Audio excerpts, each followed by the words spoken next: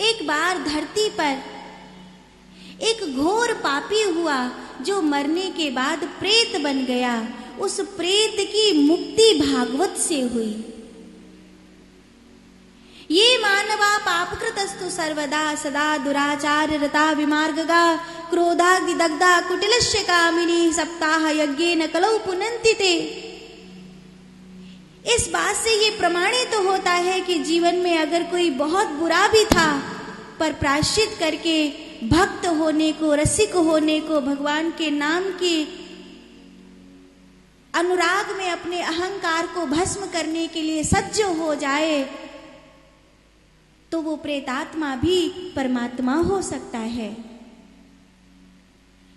तुंगभद्रा तटे पूर्वम अभूतपत्तनम उत्तमम यत्र वर्णा स्वधर्मेण सत्य सत्कर्म तत्पराः।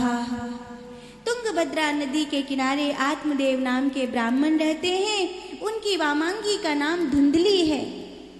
आत्मदेव जितने अच्छे हैं, धुंधली उतनी ही कपटपूर्ण विचार से रहने वाली स्त्री है। दिखने में बड़ी श्रेष्ठतमा बन के रहती है पर वो वैसी है नहीं जैसी दिखती है। दुनिया में बहुत सारे लोग ऐसे हैं जो दिखते जैसे हैं वैसे होते नहीं हैं, इसीलिए उनको पहचानना बड़ा कठिन हो जाता है। तो आत्मदेव कभी अपनी पत्नी को पहचान नहीं पाए। बड़े ध्यान से इस कथा को सुनो। प्रेत मुक्ति कराने वाली यह कथा।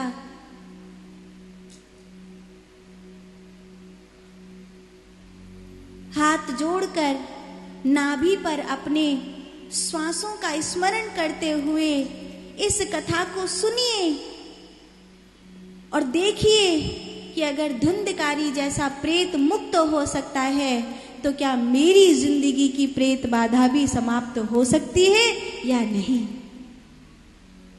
और भरोसा रखिए कि निश्चित ही ऐसा होगा कि हमारी प्रेत बाधा इस प्रेत बाधा के समाप्त होने से समाप्त हो सकती है। आप कहोगे ये जादू है? हाँ, ये चमत्कार है। अगर ये चमत्कार है तो ये चमत्कार होता है।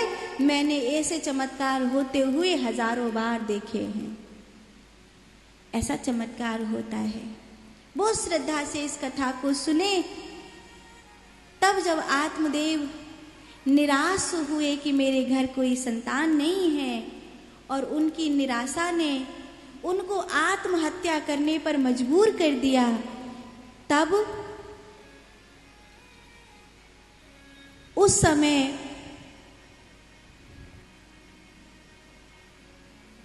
एक महात्मा आत्मदेव से कहते, रो मत। कथम रोदसी विप्रत्वम काते चिंतावलियसी बत्वम सुतरम मह्यम स्वस्य दुखस्य कारणम। तुम क्यों रो रहे हो? क्या तुम्हारे दुख का कारण है? बाबा, मेरी कोई संतान नहीं है, मैं निसंतान हूं। कहते हैं जिसका वंश नहीं चलता उसके पितरों को तर्पण नहीं लगता। महात्मा ने कहा, अरे ब्राह्मण, कैसी बात कर रहा है? मुंचा ज्ञानम प्रजारूपम बलिष्ठा कर्मणो गति ही विवेकम तु समासाद्य त्यज संसार वासनाम। संसार की वासनाओं को त्याग दे और गोविंद से प्रेम कर,